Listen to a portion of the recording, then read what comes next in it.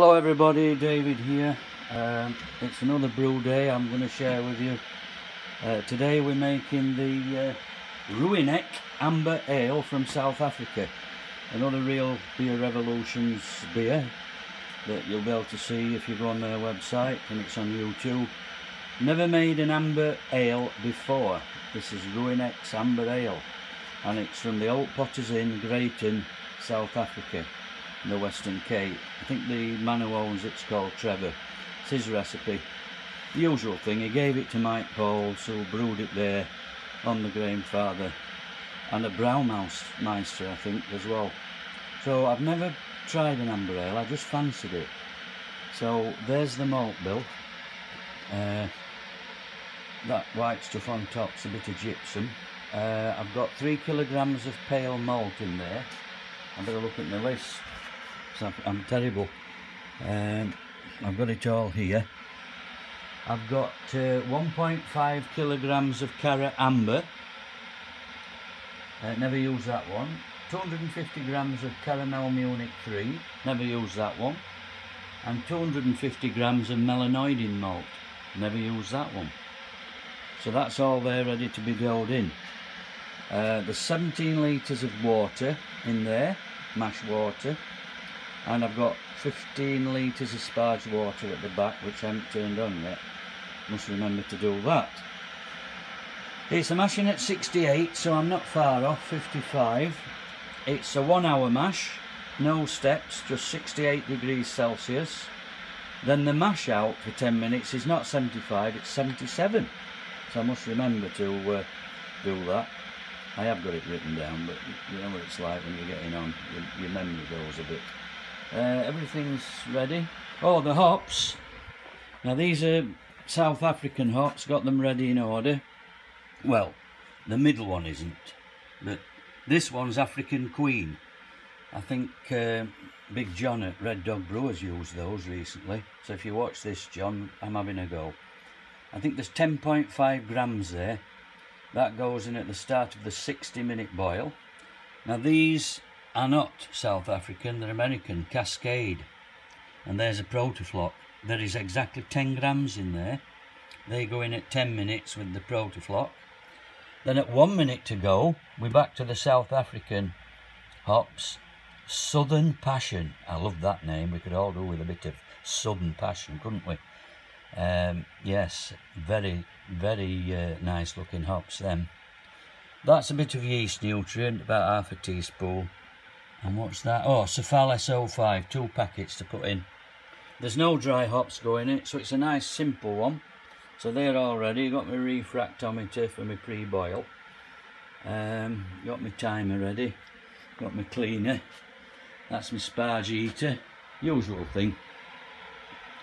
So I'll get back to you when I start going in.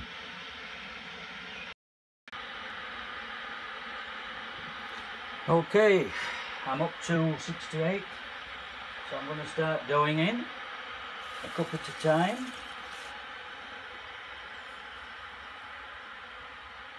Don't know whether you can see this, I hope so. Actually, it's not that interesting. Once you've seen it once, you don't want to see it again, but I keep saying this is my favourite bit. It really is. I love this. I put 4 or 5 cups in. Then I'll give it a stir. I can put a bit more in first. Take your time with this one. You never know, there might be somebody watching who's never brewed before and is thinking of doing it. So, good advice. Go in very slowly. Make sure all the grains are wet. All the regulars have been doing this for years. But for anybody who's new out there, this is what you should do. Good practice. Okay, do another one, and then I'll maybe turn the camera off till I'm recirculating. As I say, I've never used 3 of these malts before. Cara Amber, Caramel Amber, Melanoidin, what a name. Cara Munich 3, that was a dark grain. So it's obviously going to give it plenty of, hopefully, amber colour. I can see it now turning. So I'll stir it on, and then I'm going to turn off the camera and get back to you when I've finished. You don't want to see all this, and I don't edit my videos yet, so some of them can speed them up while they're doing it, but I'm still in 19th century. So I'll get back to you.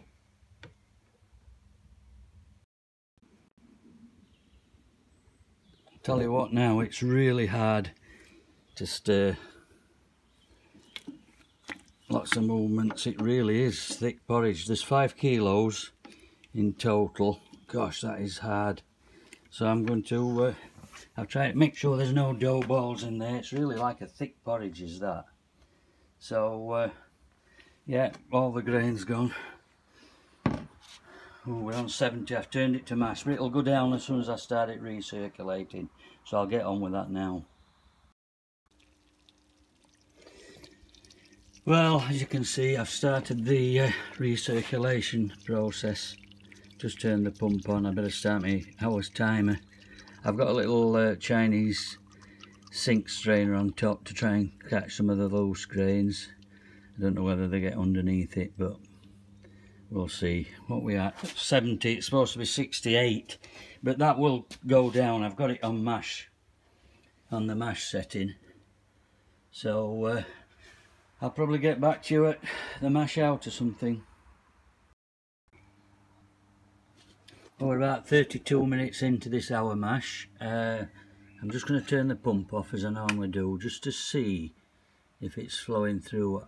I haven't had any problems. Yeah,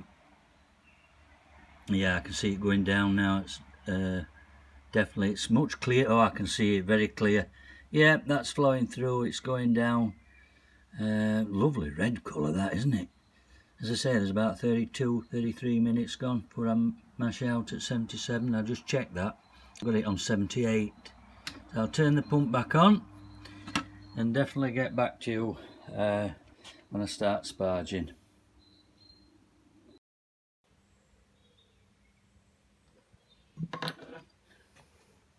Okay, we've done a 10-minute mash out at 77. Watch that carefully. It's just finished the 10. I'm now going to start the sparge. If I can lift this in a basket out. There we are. Oh, that's heavy. Hang on.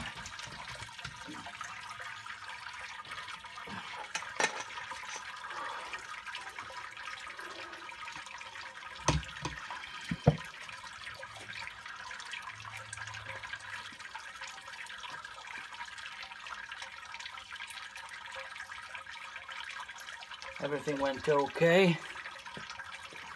It's draining out okay.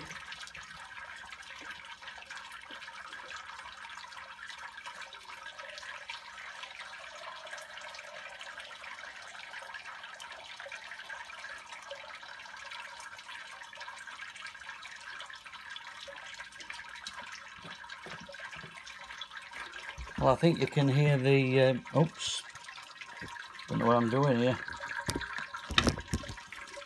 Sorry about that. Trying to multitask. Yeah, it's also, I don't think we've got a stuck mash.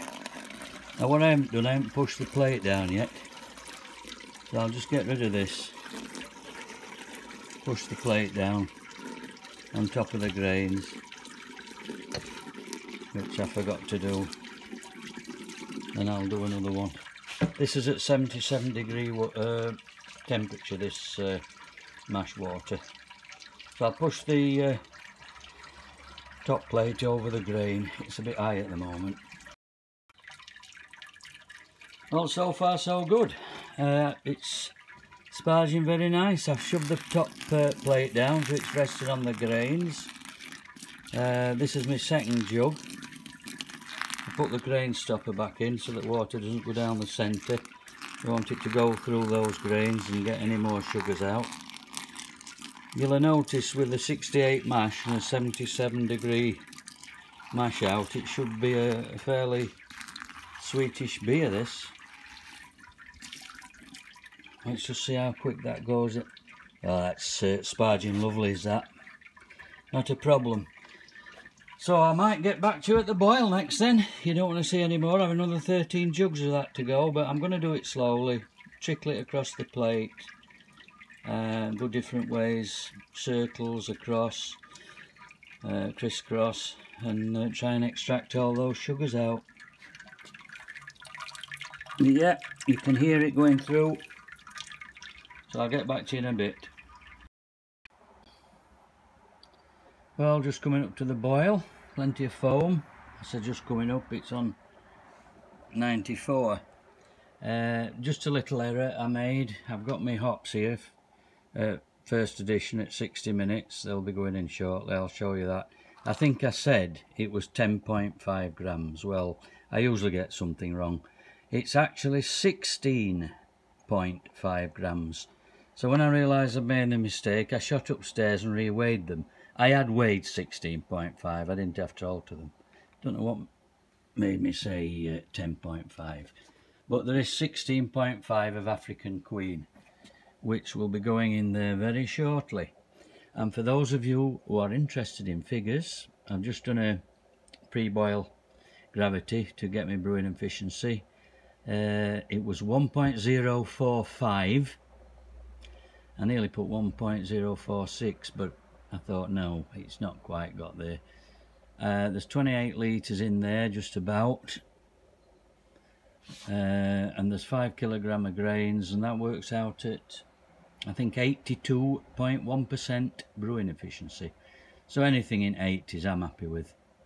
So yeah, 94 still. It seems to just drag a bit from now on.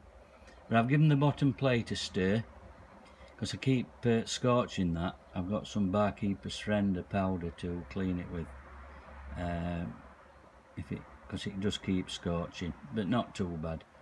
But today's gone so far, touch wood, fine. So I'll get back to you when I put the first 60-minute hop addition in. Well, to me that's boiling. It's definitely on 99. Just stirring the foam in now. Then I'm going to add me 16.5 grams of African Queen in. Yeah, got it right this time. As I say, I re-weighed them. Very lucky with these hops because I couldn't find them at my regular suppliers.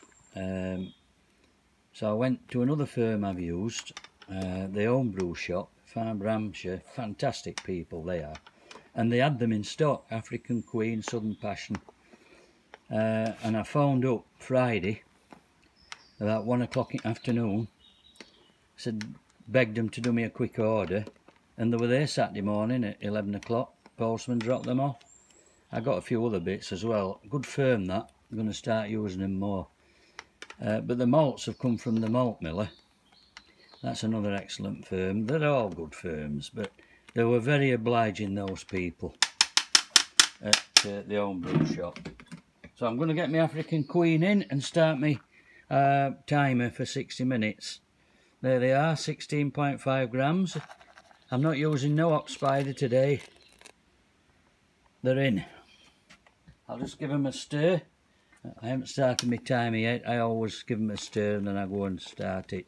Don't think I'm going to get a boil over. Yeah, they're in them. Right, I'll go and start my timer and then I'll get back to you with 10 minutes to go of the boil. Okay, 10 minutes to go, the end of the boil. 1 protoflock going in. There she goes. And the 10-minute to go addition of hops. They are Cascade. Let me get this right for you. 10 grams. And in they go. 10 grams of Cascade. The next addition is at 1 minute to go, so that's what, another 9 minutes. And it's the Southern Passion at 22 grams. So I'll see you in 9 minutes. Well, boiling away nicely, 1 minute left. So 22 grams of Southern Passion going in. All 22 grams. lovely smell those. As I say, we could all do with some Southern Passion, and you can get them at the homebrew shop. I'll give it a bit of a stir. I think that's what Mike Halls did on his video, but I do anyway. Every time I put an addition, I give them a bit of a whirlpool.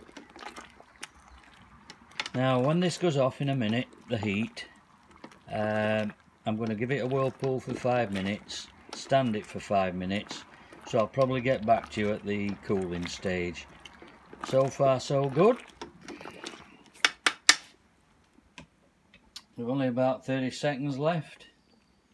Ooh, a lovely smell from those Southern Passion hops. If I ever get back to South Africa, I intend bringing some hops back with me, some of their local hops. So if I can get them through customs, don't know whether it's legal or not, but if they're sealed packets, these, what I bought, they were actually came from Belgium, so they must import them from South Africa, and the homebrew shop gets them from Belgium. But they are beauties. That's it, timer up. So I'm turning it off, heat's off. So I'm going to do my whirlpool now, plus my 5 minute hop stand, that's 10 minutes, and then I'll chill down. Right, we're chilling down and into the fermenter. Bit of gunge on the top there, I always get a bit initially. It is a dark Oakley Amber Ale. It's gone very smoothly, I cannot complain at all. It's coming out alright as well. I don't know what temperature is yet. As I say, one day I will try and get a through meter, but just put it there. Can you read what that's coming out at? Just hope it. My missus is helping me quickly before she shoots off. It's got to be 20, is it? Can't see. 20, just over 20 at the minute. The water's obviously warmer now, it's middle of summer. 21. 21, so as long as it's under 25. I've got to try and ferment this at 18 degrees, so my kitchen is dark, and hopefully it'll be around 18, but I'll check that. And it's got to be 14 days apparently.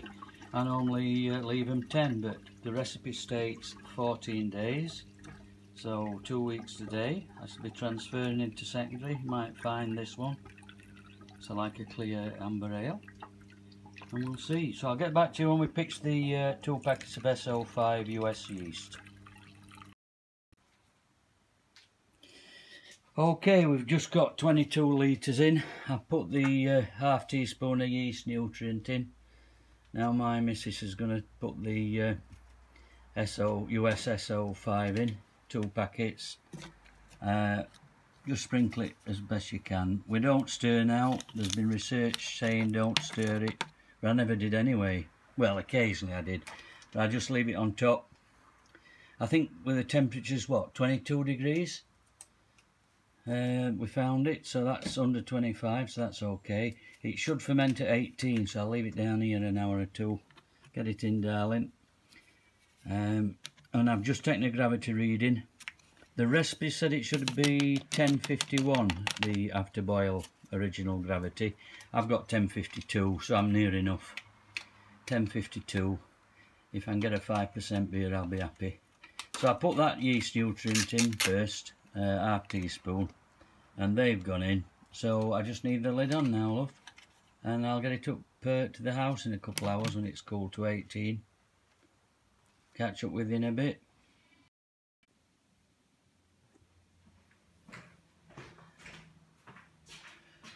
Well, the end of a very successful brew day. I'm just hoping that it ferments now. I had a bit of a leak on the counterwork chiller. I've got that to fix. I don't know what's happening. I might just nip it up with some Stilson grips. But I just want to end the video just to prove my wife and my daughter wrong. They keep going on about me getting old and not being able to do different jobs at once, multitask. Well, I'm cleaning the grain father and I'm doing another 2 jobs at the same time.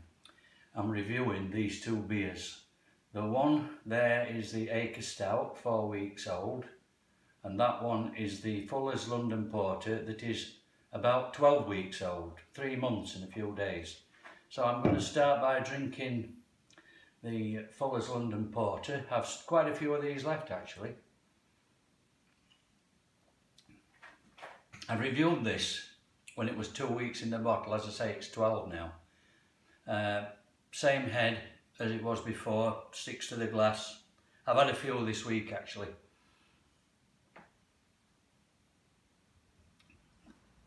I'll tell you what, if I was served that in a pub, I would be over the moon with that. That is a first class porter, very strong, 5.2. All the flavours come out. Let's compare it with the Acre Stout, now 4 weeks bottled. Well, 4 weeks tomorrow exactly. The head's gone down on that one. It is a bit overcarb, but after a few minutes it settles, it's gone. Oh, much different altogether. As I said a few weeks ago, all the soft flavours, nothing harsh, a sweetness that goes. 5% that one, 5.2. Quite happy to drink both, so I'm multitasking. So thanks for listening and watching. I'm going to wrap it up now, and happy brewing.